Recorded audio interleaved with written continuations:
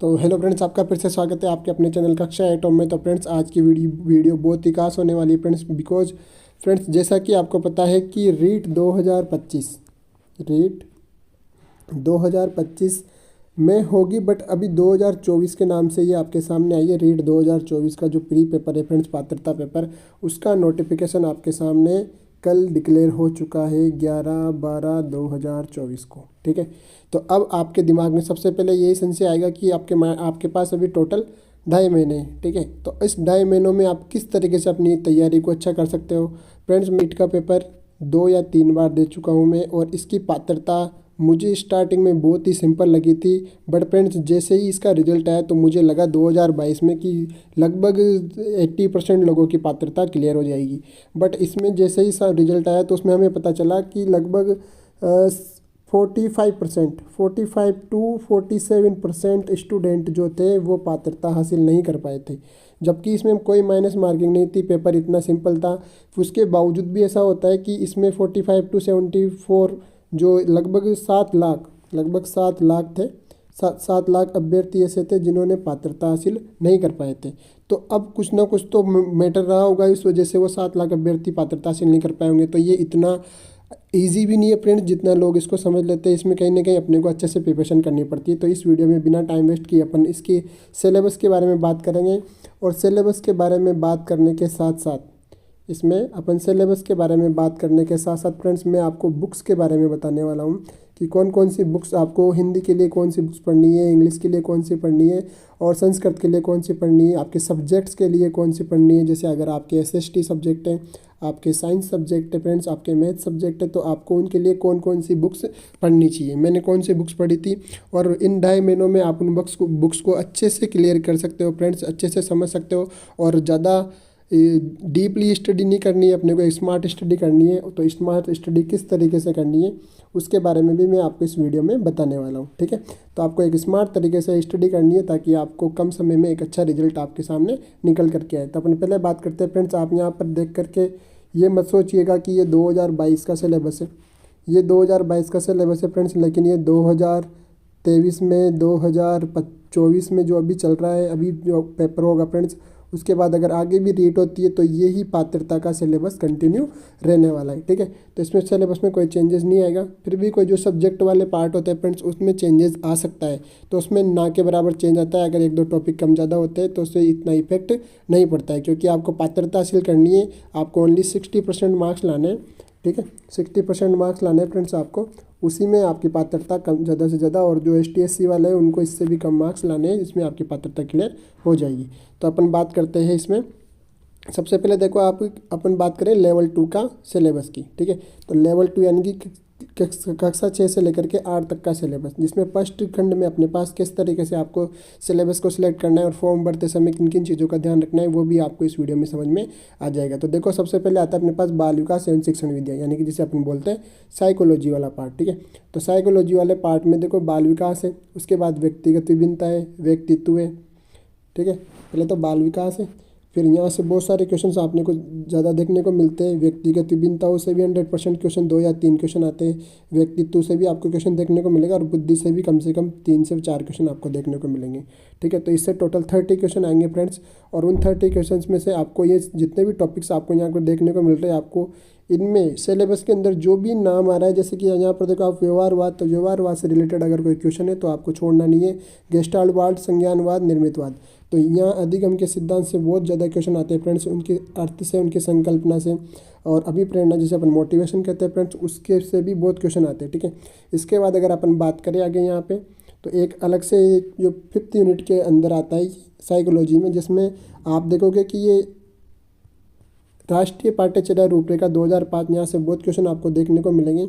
उसकी प्रक्रिया क्या रहती है, उसके क्वेश्चन आते हैं। या आपको यहाँ पर मूल्यांकन से संबंधित, मापन, आकलन और मूल्यांकन से संबंधित आपको बहुत सारे क्वेश्चन मिलेंगे। समग्र और सतत मूल्यांकन और क्रियात्मक अनुसंधान से आपको 2 या 3 क्वेश्चन देखने को मिलेंगे। और यहाँ से ये टॉपिक है फ्रेंड्स, शिक्षा का अधिकार अधिनियम 2009, तो यहाँ से आपको कम से कम 3 से 4 या 4 से 5 क्वेश्चन भी देखने को मिल सकते हैं। तो इसके लिए अगर मैं आपको बुक्स के बारे में बात करूँ तो सबसे बेस्ट बुक्स है फ्रेंड्स अवनी की। ठीक है, अवनी पब्लिकेशन की जो धीर सिंह दाभाई की बुक है फ्रेंड्स, वो सबसे फर्स्ट नंबर पे आती है। अगर आपको वो थोड़ा टफ लगे और आपको उसकी भाषा थोड़ी क्लिष्ट लगे तो आप उसमें उसको छोड़ करके आपके पास दूसरा ऑप्शन है, वो है आपके पास वंदना जादौन का। ठीक है, वंदना जादौन।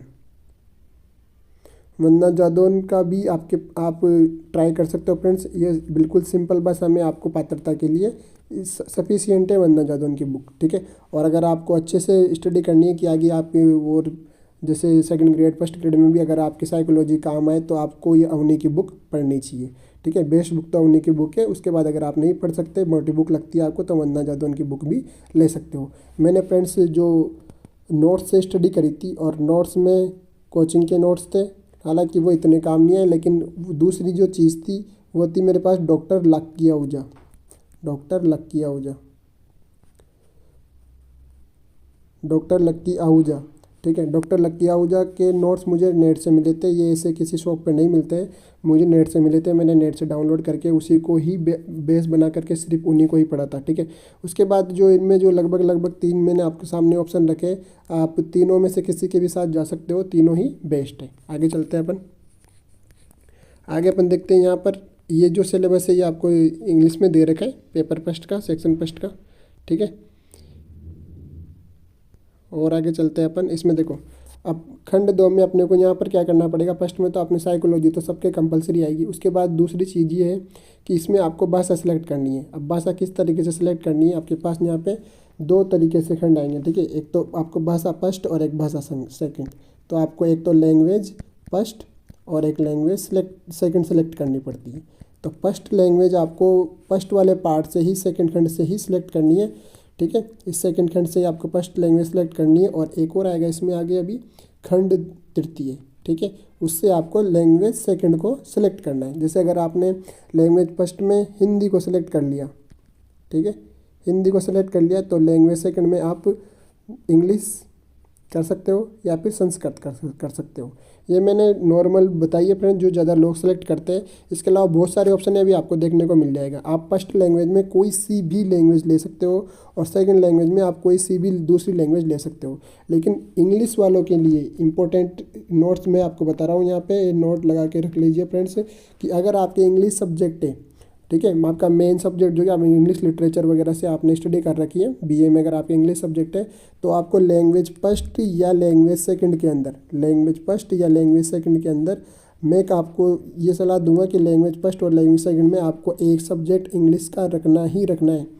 अगर आप इंग्लिश का सब्जेक्ट नहीं रखते हो फ्रेंड्स, तो इसमें आपको दिक्कत हो सकती है। जब आप डीवी कराने जाओगे तो वहाँ पर आपको बाहर किया जा सकता है। आपको लैंग्वेज फर्स्ट या लैंग्वेज सेकंड, इन दोनों में से आपको एक सब्जेक्ट, वो खुद का सब्जेक्ट है। जैसे अगर आपके हिंदी है बीए में, तो आपको लैंग्वेज फर्स्ट में हिंदी या लैंग्वेज सेकंड में हिंदी को सेलेक्ट कर लेना है, दूसरा आपको ऐसा भी कर सकते हो। लेकिन अगर आपके इंग्लिश है तो लैंग्वेज फर्स्ट में आपको इंग्लिश और या लैंग्वेज सेकंड में आपको इंग्लिश, दोनों में से किसी भी में आपको इंग्लिश सेलेक्ट करना है। उसके बाद दूसरा आपको ऐसा भी कर सकते हो, हिंदी कर सकते हो, संस्कृत कर सकते हो। ठीक है, तो आई होप फ्रेंड्स आपको समझ में आया होगा। अगर आपका जो बीए में सब्जेक्ट है भाषा है, भाषा वाला ही सब्जेक्ट है, तो आपको वही भाषा तो कम से कम सिलेक्ट करनी ही पड़ेगी। ऐसा नहीं है कि अगर आपके इंग्लिश से बीए में आपने इंग्लिश ले रखा है और आपने इंग्लिश से फॉर्म भरा है, ठीक है, और आप चाहते हो कि अब मेरे को, और आपने यहाँ पर भाषा के अंदर पहले तो ले ली हिंदी और दूसरी ले ली संस्कृत और आपके सब्जेक्ट है इंग्लिश, तो फिर आपको बाहर किया जा सकता है, आपको वहाँ पर दिक्कत का सामना करना पड़ सकता है। ठीक है, तो आप यहाँ पर देखिए हिंदी के अंदर आपको में बुक, यहाँ पर हिंदी के जो नॉर्मल टॉपिक है फ्रेंड्स, जो ग्रामर के टॉपिक होते हैं वही आते हैं। और शिक्षण विद्या तो आपको पता है से सबके साथ आएगी, हिंदी की और संस्कृत की शिक्षण विद्या लगभग सेम रहेगी। ज़्यादातर विद्यार्थी हिंदी सब्जेक्ट के साथ में, और दूसरा जो भाषा है वो संस्कृत को ही सेलेक्ट करना ज़्यादा प्रिपेयर करते हैं, क्योंकि उनको लगता है हिंदी और संस्कृत दोनों महीने हैं, तो वो एक सब्जेक्ट पढ़ने से दूसरा सब्जेक्ट भी कवर हो जाता है। बट अगर आप इंग्लिश सब्जेक्ट लेते हो फ्रेंड्स, तो उसमें आपका और भी ज़्यादा फायदा होता है, क्योंकि जो अदर एक कंपटीशन होते हैं वहाँ पर आपको इंग्लिश काम आती है। अगर आप संस्कृत का सेलेक्ट करते हो, ठीक है, अगर आप संस्कृत को सिलेक्ट करते हो लैंग्वेज की फॉर्म में, तो फिर वो आपके ओनली रीट पात्रता के लिए ही काम आएगी। रीट पात्रता के अलावा आप संस्कृत को कहीं पर भी काम में नहीं ले सकते। लेकिन अगर आप दूसरे सब्जेक्ट की फॉर्म में इंग्लिश को काम में लेते हो, इंग्लिश को सिलेक्ट करते हो, तो फिर वो आपको रीट का, तो रीट को पात्रता कराने में, पूरा कंप्लीट कराने में तो आपका सहयोग करेगी ही सही। उसके अलावा जो अदर एग्ज़ाम है, ठीक है, जो अदर एग्ज़ाम है उस एग्ज़ाम में भी आपको पता है कि बहुत सारे एग्ज़ाम में इंग्लिश की ज़रूरत पड़ती है, इंग्लिश पढ़नी पड़ती है अपने को एलडीसी वगैरह में, तो आपको इंग्लिश वहाँ पर भी आपकी हेल्प करेगी। यहाँ पर आप उसका अच्छा सा बेस बन जाएगा, क्योंकि यहाँ पर भी वही ग्रामर आती है और वहाँ पर भी वही ग्रामर आती है, ठीक है। यहाँ पे थोड़ा टीचिंग मेथड्स अलग से आ जाते हैं, ठीक है। तो जो आपकी अब आपके ऊपर डिपेंड करता है कि आप कौन से सब्जेक्ट में रुचि रखते हो, उसके हिसाब से आप अपनी भाषा का चयन कर लीजिए, ठीक है। तो हिंदी के लिए अगर मैं आपसे यहाँ से बुक की बात करूँ, तो हिंदी के लिए रचना प्रबोधिनी के नाम से बुक आती है, रचना प्रबोधिनी ऐसे करके कुछ, ठीक है। रचना प्रबोधिनी के नाम से बुक आती है 6 से लेकर के 12th तक। इस नाम से बुक आपको स्टेशनरी पे जाके मिल जाएगी, गवर्नमेंट की तरफ से चलती है सरकारी स्कूलों में। तो ये बुक आपको ग्रामर की पढ़ लेनी है। मैं बता रहा हूँ कि अगर आपको ये बुक अच्छे से एक एक एग्जाम्पल से अगर आपने अच्छे से कर लिया, तो इससे बाहर आपको पेपर में कुछ भी देखने को नहीं मिलेगा। हिंदी में सारे एग्जाम्पल वगैरह सब यहाँ से बहुत सारे एग्जाम्पल रिपीट भी होते हैं, तो आपको ये बुक पढ़ लेनी है। और अगर आपको फिर ज़्यादा ही डिटेल में पढ़ना है, ठीक है, हिंदी को अगर आपको बहुत ज़्यादा डिटेल में पढ़ना है, तो मार्केट में बहुत सारी बुक्स आती है, वो आप पढ़ सकते हो, ठीक है, या नोट्स वगैरह बना करके भी पढ़ सकते हो, लेकिन बेस्ट बुक यही है। आगे बात करते हैं अपन। अब ये तो हो गया फर्स्ट लैंग्वेज में। अगर देखो आप लैंग्वेज फर्स्ट में दूसरा इंग्लिश सेलेक्ट करना चाहते हो, यहाँ पर देख पा रहे होंगे आप लैंग्वेज फर्स्ट लिखा हुआ आएगा सब जगह पे, और अब आ गया इंग्लिश। तो अगर आपको इंग्लिश सब्जेक्ट सेलेक्ट करना है, तो आपको ये सिलेबस देखना पड़ेगा, ठीक है। और अभी अपन भाग सेकंड में चल रहे हैं। भाग सेकंड में ये प्रथम भाषा, अगर प्रथम भाषा में आप हिंदी की जगह हिंदी नहीं करना चाहते, इंग्लिश नहीं करना चाहिए, संस्कृत करना चाहते हो, तो आपको ये वाला सिलेबस देखना पड़ेगा, ठीक है। अभी अपन लैंग्वेज फर्स्ट की बात करें, ये भी लैंग्वेज फर्स्ट है, जिसके अंदर उर्दू भी ले सकते हो आप। ये भी लैंग्वेज फर्स्ट है भाषा, जिसके अंदर सिंधी भी ले सकते हो आप। उसके बाद ये भी लैंग्वेज फर्स्ट है, इसके अंदर पंजाबी ले सकते हो आप। उसके बाद ये भी लैंग्वेज फर्स्ट है, जिसमें आप गुजराती ले सकते हो। और अब आपको यहाँ पर देखने को मिलेगा फ्रेंड्स खंड 3, ठीक है, भाग 3 देखने को मिलेगा, जिसके अंदर अब आपको यहाँ से लैंग्वेज भाषा सेकंड लैंग्वेज को सिलेक्ट करना है। वापस वही ऑप्शन आएंगे आपके पास, हिंदी, इंग्लिश, उर्दू, संस्कृत, गुजराती, वही सारे ऑप्शन खुलेंगे सेकंड भाषा में भी, ठीक है। बट आपको ये ध्यान रखना है कि जो सब्जेक्ट आपने फर्स्ट भाग इसमें खंड 2 में जो लैंग्वेज सेलेक्ट कर ली है, वो अब आपको खंड 3 में नहीं करना है, उसके अदर लैंग्वेज सेलेक्ट करनी है, ठीक है। तो अब आपको भाग 2 में, जैसे आप ये आपने वहाँ पे भाग 1 में हिंदी सेलेक्ट कर ली, तो यहाँ पर हिंदी सेलेक्ट नहीं करनी है। अब यहाँ पर आपको इंग्लिश, संस्कृत, इसमें से एक या कुछ अदर जो लैंग्वेज है उसमें से एक सेलेक्ट करनी है, ठीक है। सिलेबस लगभग दोनों का सेम रहता है, दोनों में से किसी भी भाग 1 में या भाग 2 में आप कोई सा भी कर सकते हो। तो इंग्लिश की बुक के बारे में मैं आपको नहीं बता सकता, क्योंकि मैंने इंग्लिश सब्जेक्ट को नहीं लिया था। इंग्लिश की जो ग्रामर की बुक्स आती है फ्रेंड्स, वो आप पढ़ सकते हो, अरिहंत वगैरह की। और जो भी इंग्लिश वाले अभ्यर्थी है या फिर कमेंट बॉक्स में मैं आपको बता दूंगा अगर आप पूछोगे तो, ठीक है। आगे अपन बात करते हैं, अगर आप संस्कृत लेते हो, ठीक है, द्वितीय भाषा संस्कृत लेते हो, जैसे कि मैंने लिया था संस्कृत को सेकंड सब्जेक्ट, ठीक है। तो सेकंड सेक्शन वही आपके 30 प्रश्न आते हैं, ठीक है, और 30 नंबर के आएंगे। उसके बाद देखो सेकंड प्रश्न पत्र में आपको यहाँ पर क्या कर लेना है। अब बुक की बात करते हैं अपन सबसे पहले, ठीक है। बेस्ट बुक कौन सी रहेगी संस्कृत के लिए। तो संस्कृत को अगर आपने 10th में अपन इसमें टेंथ में ही पढ़ते हैं अपन ओनली संस्कृत को, उसके बाद नहीं पढ़ते। तो अभी तक अगर आप संस्कृत को भूल चुके हो फ्रेंड्स, तो आपको इसकी कोचिंग कर लेनी चाहिए, या आपको ऑनलाइन पढ़ लेना चाहिए एक बार, ठीक है। ऑनलाइन पढ़ने से क्या है, आपको सारी चीज़ें ताज़ा हो जाएगी। और अगर आपके पास संस्कृति को अच्छी सी ग्रामर की किताब है, तो एक बार आप उसको 10-15 दिन में एक बार हल्का सा देख लीजिए। बट उतना सफिशिएंट नहीं है, क्योंकि संस्कृत का जो मैटर होता है फ्रेंड्स, वो थोड़ा सा जो अपवाद वाले क्वेश्चन होते हैं वहाँ से क्वेश्चन आते हैं, और वो सब आपको देखने को मिलेगा। एक बुक आती है फ्रेंड्स साफल्यम की, साफल्यम, ठीक है, साफल्यम के नाम से एक बुक आती है फ्रेंड्स, वो आपको पढ़ लेनी है। इससे बाहर एक भी क्वेश्चन नहीं जाएगा, आए हुए क्वेश्चन भी इसमें आपको देखने को मिलेंगे, और इसी में ऑब्जेक्टिव क्वेश्चन भी होते हैं, तो आपकी वहाँ पे प्रैक्टिस भी हो जाएगी, ठीक है। तो बेस्ट बुक तो यही रहेगी, मैंने भी यही बुक पढ़ी थी। बाकी मार्केट में बहुत सारी बुक्स है फ्रेंड्स, ऐसे तो बहुत सारी बुक्स चलती है, तो आप कोई सी बुक पढ़ सकते हो, मतलब बेस्ट बुक रीड के लिए तो पर्टिकुलर यही बेस्ट बुक है, ठीक है, संस्कृत के लिए। अब आगे अपन बात करते हैं, यदि वही दूसरी भाषा में आप उर्दू भी सिलेक्ट कर सकते हो, सिंधी सेलेक्ट कर सकते हो, गुजराती सेलेक्ट कर सकते हो, पंजाबी सेलेक्ट कर सकते हो, ठीक है। तो आपको समझ में आ गया होगा। आगे अपन बात करते हैं मैथ्स के लिए, ठीक है। जो साइंस मैथ वाले अभ्यर्थी है फ्रेंड्स, उनको मैथ्स, गणित और विज्ञान, यहाँ से टोटल 60 प्रश्न आएंगे। ये फिक्स नहीं है कि 30-30 क्वेश्चन ही आए, कभी 35-25 और 32-36 ऐसे कुछ क्वेश्चन हो सकते हैं। तो आप टोटल 60 क्वेश्चन आएंगे मैथ और साइंस के, गणित और विज्ञान, इन दोनों को मिला करके आपके पास टोटल 60 क्वेश्चन आएंगे। 30 आप क्वेश्चन लेकर के चलिए, जिसमें से 10 क्वेश्चन मैथ्स के, 10 क्वेश्चन मैथ की टीचिंग मेथड और 10 क्वेश्चन साइंस के टीचिंग मेथड। तो 40 क्वेश्चन सब्जेक्ट के, तो टोटल 40 क्वेश्चन ही हुए, 20 गणित के और 20 विज्ञान के। ठीक है, तो अगर अपन गणित की बात करें फ्रेंड्स, तो आप टॉपिक यहाँ पर देख पा रहे होंगे, घातांक, गुणनखंड, समीकरण, घन, घनमूल, घन, घनमूल, ब्याज, अनुपात, समानुपात, रेखा कोण। ये जो मैथ्स है फ्रेंड्स, आपको जब आप देखोगे इसको अच्छे से, इस टॉपिक्स को देखोगे, तो आपको लगेगा कि कौन सी बुक पढ़नी चाहिए अपने को। तो मैं आपको सबसे पहले अच्छी आपको सलाह दूंगा एक की 6 से लेकर के 10th तक की। 10th तक भी अगर आप नहीं जाना चाहो, हालांकि पढ़ना तो 10th तक चाहिए, बट 8th तक भी अगर आप पढ़ लेते हो, 8th तक भी अगर आप पढ़ लेते हो बुक्स को सबसे पहले, तो यहाँ से अपना बेस क्लियर हो जाएगा एकदम। जो आपने अगर बहुत पहले मैथ्स को छोड़ दिया है, बीच में अदर एग्जाम की तैयारी करने लगे हो, तो आप 6 से लेकर के 8 तक की बुक्स पढ़िए आराम से, कोई दिक्कत वाली बात नहीं है। क्योंकि उसमें फ्रेंड्स क्या होगा, आपको जैसे आप अपना बेस क्लियर कर लोगे, तो आपको लगेगा कि यार मुझे 9th भी पढ़ लेनी चाहिए, तो आपको 9th भी अच्छे से समझ में आएगी, फिर आपको 10th भी पढ़ लेनी है। तो पढ़ने से कोई नुकसान नहीं होने वाला। 9th और 10th की क्वेश्चन जो है फ्रेंड्स, इसका जो बेस है, आपको जो अदर एग्जाम रहता है, अदर एग्जाम में जो मैथ्स आती है वहाँ पर भी देखने को मिलेंगे, सेम टॉपिक्स रहते हैं ये। ठीक है, बस लेवल का इफेक्ट होता है, और लेवल वही रहता है 9-10 तक के लेवल का।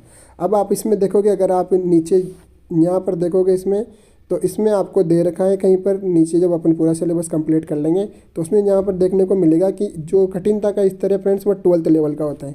अब 12th लेवल का होता है, तो ये चीज़ माइंड में चलती है अपने कि यार 12th की बुक्स भी पढ़नी पड़ेगी क्या 11th-12th की, तो ऐसा बिल्कुल भी नहीं है। आपको मैं कह रहा हूँ 10th तक की बुक्स पढ़नी है, मैंने पेपर दिया हुआ है, 10th के बाहर ऊपर कुछ भी नहीं आते हैं। वो कठिनता का स्तर होता है, उसमें 11th-12th की नहीं पढ़नी होती। आप खुद सोचो, अगर आपको 11th-12th पढ़नी है, तो फिर तो 2nd ग्रेड का एग्जाम हो जाएगा। ठीक है, तो आपको तो ओनली रीट की एग्ज़ाम पात्रता हासिल करनी है, और पात्रता के लिए आपको पता है 8th तक, अगर आप 8th तक पढ़ लेते हो, 6 से लेकर के 8 तक की बुक पढ़िए, उसके बाद 9-10th पढ़िए। लेकिन ऐसा नहीं है कि क्वेश्चन यहाँ से मिलेगा आपको RBSC NCERT की बुक से, यहाँ से आपको क्वेश्चन नहीं मिलेगा, यहाँ से आपको बेसिक कॉन्सेप्ट मिलेगा, कॉन्सेप्ट यहीं से ही आएगा। ठीक है, इसके बाहर वाला कॉन्सेप्ट आपको यूज में नहीं होगा। बट आपको प्रैक्टिस के लिए क्या करना है, प्रैक्टिस कहाँ से करोगे आप, किस टाइप के क्वेश्चन आते हैं कंपटीशन में, वो आपको NCERT की बुक्स में देखने को नहीं मिलेगा। तो प्रैक्टिस के लिए आपको क्या करना पड़ेगा, अगर आप अच्छे लेवल पर तैयारी करना चाहते हो फ्रेंड्स, तो आप RS अग्रवाल की किताब ले आइए, RS अग्रवाल। ठीक है, RS अग्रवाल की बुक आती है फ्रेंड्स, बहुत मोटी बुक आती है, ज़्यादा मोटी भी नहीं आती, अभी तो नया एडिशन आ गया है उसका। तो RS अग्रवाल की बुक के अगर आप सारे क्वेश्चन कर लेते हो, तो फिर एक भी क्वेश्चन आपको इधर से उधर नहीं होने वाला हो, 30 में से 30 क्वेश्चन आप आराम से कर दोगे। ठीक है, और अगर अपन बात करें, आपको RS अग्रवाल थोड़ी मोटी लगती है, आपको लगेगा कि यार इसमें तो 2-2.5 महीने तो इसी में लग जाएगा, तो फिर आपको मैं एक और रामनिवास माथुरिया की, ठीक है, रामनिवास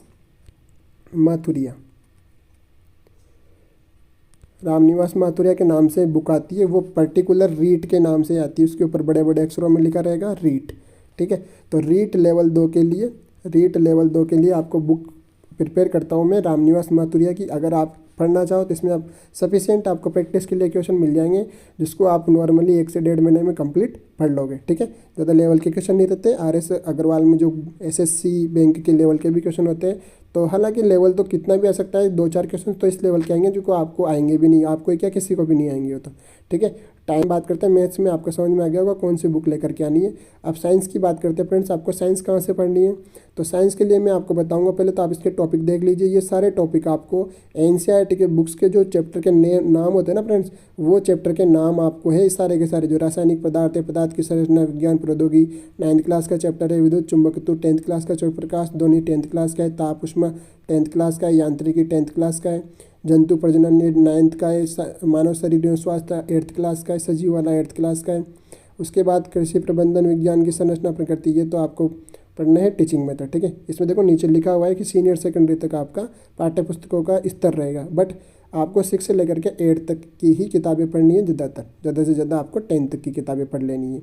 तो अपन बात करते हैं फ्रेंड्स साइंस की, कि साइंस का आपको मटेरियल कौन सा पढ़ना है। ठीक है, तो साइंस में बहुत ज़्यादा मिस्टेक होती है फिर कि NCERT पढ़े कि RBSC पढ़े। ठीक है, NCERT में क्या होता है फ्रेंड्स, फैक्ट ज़्यादा होते हैं, मैंने आपको पहले भी एक वीडियो में बताया हुआ है, आपने उस वीडियो को बहुत अच्छा रिस्पॉन्स दिया है, तो आप देखें उसमें कि आपको साइंस कहाँ से पढ़नी चाहिए। तो NCERT की जो 6th से लेकर के 6th की बुक पढ़नी है, 8th की पढ़नी है, 9th की पढ़नी है, 10th की पढ़नी है। ठीक है, ये 4 किताबें आपको पढ़ लेनी है। ये किताबें अगर आप अच्छे से पढ़ लेते हो लाइन टू लाइन, तो मैं आपसे कहता हूँ कि जो 20-25 क्वेश्चन आपके साइंस के आने वाले हो, मैथ के जो 20 क्वेश्चन आएंगे, उसमें से आप नॉर्मली 17-18 क्वेश्चन आराम से कर दोगे। 17-18 क्वेश्चन इन किताबों से बाहर जाएगा ही नहीं। बट क्या होता है फ्रेंड्स कि ये 4 किताबें बहुत ज़्यादा हो जाती है, बहुत बड़ा सिलेबस हो जाता है, अपने पास ओनली 2.5 महीने, ठीक है, आपके पास ओनली 2.5 मंथ्स है, तो आप उसमें कैसे प्रिपरेशन करोगे। तो मैं उसके लिए आपको एक बुक यहाँ पर प्रिपेयर करना चाहूँगा, क्योंकि वो बुक जो है फ्रेंड्स वो अभी नई नई आई है, और आपने नाम सुना होगा इजी साइंस। इजी साइंस करके एक चैनल है साजिद सर का। तो साजिद सर बहुत अच्छे व्यक्तित्व है, आप सब जानते होंगे उनके बारे में। तो आप उसको परचेज़ कीजिए। उसको परचेज़ करने के पीछे का मकसद ये है फ्रेंड्स कि सर ने बहुत अच्छे से, बहुत अच्छी मेहनत करके उसको उसके अंदर 6 से लेकर के 12 तक की सारी मैथ्स के जो इंपॉर्टेंट टॉपिक है, ऐसे तो बहुत सारे फालतू टॉपिक भी होते हैं, लेकिन जो इंपॉर्टेंट टॉपिक होते हैं जो रीट के लिए ही बनाए गए हैं, ठीक है। तो आप रीट का एग्ज़ाम की तैयारी करना चाहते हो तो आप रीट प्री करो या रीट मेन करो, उसके लिए बेस्ट बुक रहेगी इजी साइंस की, ठीक है। इजी साइंस की बुक आपको आसानी से कहीं पर भी बुक स्टोर पर मिल जाएगी, या फिर ऑनलाइन भी आप देख सकते हो, ठीक है। तो ये होगी साइंस के लिए कौन सी बुक पढ़नी है और कहाँ से पढ़ना है आपको। अब आगे अपन बात करते हैं SST वगैरह की। ये मैथमेटिक्स का आपको सिलेबस दे रखा है इंग्लिश में, तो SST वगैरह के लिए मैं आपको नहीं बता सकता, क्योंकि मैं खुद साइंस मैथ से हूँ, तो मार्केट से परचेज़ कर लेनी है सब्जेक्ट की। बाकी लैंग्वेज फर्स्ट और लैंग्वेज सेकंड में तो मैंने आपको बता ही दिया, सबके कॉमन रहेगा, और साइकोलॉजी का पार्ट भी कॉमन रहने वाला है। अब 2.5 महीनों में आप आपकी तैयारी को अच्छे से टाइम टेबल बना करके पढ़ने लग जाइए। टॉपिक फिक्स कर लीजिए कि आज मुझे इतने टॉपिक पढ़ने हैं, तो 2.5 महीने के हिसाब से उसको कंप्लीट कर लीजिए। और थोड़ा बहुत मॉक टेस्ट लगाइए। और इस चैनल पे फ्रेंड्स मैं आपको जो पुराने पेपर्स है वो भी करवाने वाला हूँ। एक एक सब्जेक्ट के, जैसे हिंदी का पेपर करेंगे 30 क्वेश्चन, फिर अपन करेंगे संस्कृत के आए हुए क्वेश्चन करेंगे, जिससे आपको अंदाज़ा लग जाएगा, जिससे आपकी ज़्यादा से ज़्यादा हेल्प हो पाएगी, ठीक है। तो मैं कंटिन्यू अब यहाँ पर वीडियो आपके सामने आती रहेगी। तो आई होप फ्रेंड्स आपको वीडियो पसंद आएगी। तो वीडियो पसंद आई है तो वीडियो को लाइक कर दीजिए, और चैनल पर नए हो तो चैनल को सब्सक्राइब जरूर करो। अगर सब्सक्राइब नहीं करोगे आप फ्रेंड्स, तो आगे आने वाली इंपॉर्टेंट वीडियो आपको मिल ही नहीं पाएगी, ठीक है। तो चैनल को ज़रूर सब्सक्राइब कर लीजिएगा। मिलते हैं नेक्स्ट वीडियो में। Thank you.